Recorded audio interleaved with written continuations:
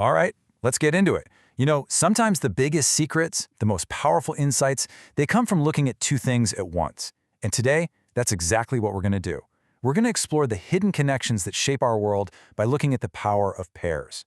So let's start with something you probably look at every single day. You pull out your phone, check the weather, and you see the temperature, right? But right next to it, there's that feels like temperature. Ever wonder, how in the world does your phone know that? Well, it's not magic, it's actually math. Your phone is being clever. It's taking two different things, the actual temperature, let's call that our x, and the humidity, which we'll call y. And when you put those two together, that pair, x, y, it paints a way more complete picture than either one of them could on its own. And you know that simple weather app example? It perfectly sets up our first big idea here. A single number, well, it just rarely tells you the whole story. I mean, think about it like this. A single coffee order, okay, that tells you a little something. But what if you pair that coffee order with how long the person stays in the cafe? Now that tells a story, doesn't it?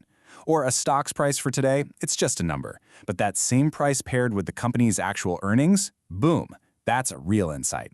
The magic, the real meaning, it's all in the relationship between the two. Okay, so we've got these powerful pairs of data. The big question is, how do we look at all of them at once? Well, we create a kind of map, a table that shows us every single possible combination and exactly how likely each one is. And this special map has a name. It's called a joint distribution. Let's make this real. Imagine a clothing store is tracking what people buy. X is the number of shirts, and Y is the number of pants. Now, look at this table. See where the row for 2 shirts meets the column for 2 pants. The number there is 0.30. What does that mean? It means there's a 30% chance that a random customer buys exactly 2 shirts and 2 pairs of pants. It's all right there, every single combo laid out for us.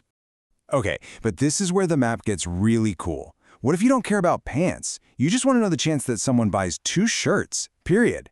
Well, it's easy. You just add up everything in that row. You can see it highlighted right there.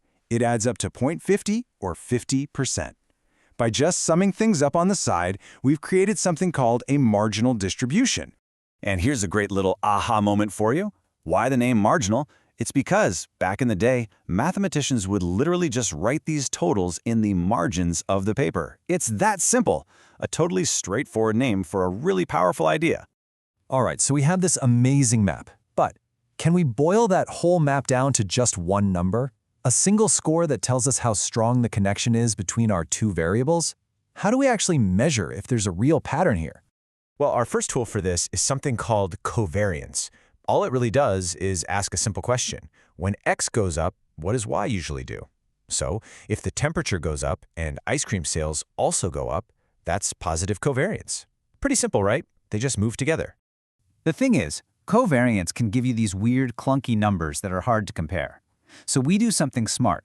We standardize it. We turn it into a nice, clean score called correlation, which we just call R. And R is beautiful because it always goes from -1 to +1. It's like the ultimate report card for the relationship. So what does a score of +1 mean? It means a perfect positive relationship. As one thing goes up, the other goes up in perfect lockstep. Think about something like a person's height and their arm span. They're almost perfectly in sync. And an R of 0? This is key. It means there's no straight line connection. The two things might be related in some weird, curvy way, but you can't draw a simple straight line through them. A classic example is shoe size and IQ score. There's just no connection there. And on the flip side, -1, that's a perfect negative relationship. When one thing goes up, the other goes down in a perfectly predictable way. You know, like when the outside temperature drops, hot chocolate sales start to climb. And these examples really nail the concept, don't they? The more hours you study, the higher your exam score is likely to be. That's a positive correlation. But the more hours you spend watching TV, well, your exam score tends to go down. That's a negative correlation. It's all about these really intuitive pairs. Okay, so here's the really crucial part. If we find a strong correlation, we can do more than just describe what's already happened. We can actually start to predict the future. We can literally draw a line that acts as our prediction machine. This whole process is called regression, and the name has this really fascinating backstory. It came from a guy named Francis Galton. He was studying fathers and sons and noticed something odd. Really, really tall fathers tended to have sons who were, well, still tall but a little closer to the average height. They seemed to regress back toward the middle, and the name just stuck. When you get right down to it, regression is really just a simple two-step process. Step 1, we draw the one line of best fit right through the middle of all our scattered data points. And step 2, we use that line as our prediction machine. You just pick any value for x, go up to the line, and it tells you the most likely value for y. It's that easy. All right, for our final section, let's take all of this and build to something, well, something kind of profound. It turns out there's a pattern hidden deep within the universe itself, a kind of secret law that actually governs randomness. But what happens when you have data that seems to have no relationship at all? I mean, pure chaos. Imagine we have a weird, lopsided die. The results of a roll are totally unpredictable. What do you think happens if we just start rolling it over and over and just take the average? So here's what the results look like for one roll. It's a mess, right? It's all lumpy, totally unpredictable. There is no pattern here whatsoever. It's just random noise. But now, watch this. This is the average of just 10 rolls. Whoa! Suddenly, out of that complete chaos, a shape is starting to form. You see it? It's starting to kind of pile up there in the middle. Something is definitely happening here. And now, look at the average of 100 rolls. It's absolutely incredible. All that randomness, all that chaos, has completely organized itself into this perfect, symmetrical shape. You've probably seen it before. It's the famous bell curve, also known as the normal distribution.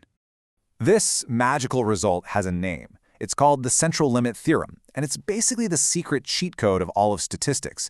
It says that no matter how weird, how random, how chaotic your original data is, if you take a big enough sample and average it out, it will always start to form that bell curve. That's why we see it everywhere, from the payouts at a casino to the average lifetime of a light bulb. It's like it's the universe's favorite pattern, this beautiful order emerging directly from chaos. And it makes you wonder, right? What else in our world is just an average away from revealing a perfect pattern?